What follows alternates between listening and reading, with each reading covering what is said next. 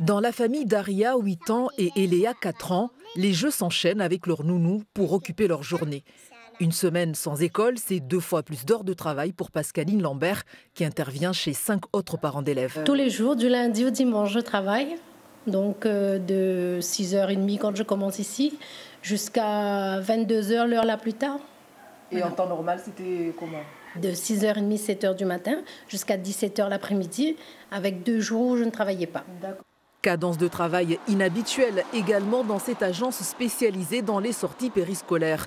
Sur les 85 nourrices, 70% ont vu leur planning complètement chamboulé depuis le début du mouvement des Gilets jaunes. Sur ces 70%, à peu près 60% ont vu tout simplement les gardes annulées. Donc là, il n'y avait plus de travail pour elles pendant cette semaine-là. Et les 10% restants, ça va être le contraire, c'est-à-dire que le volume horaire a augmenté puisque les parents avaient besoin d'elles toute la journée au lieu d'une garde périscolaire.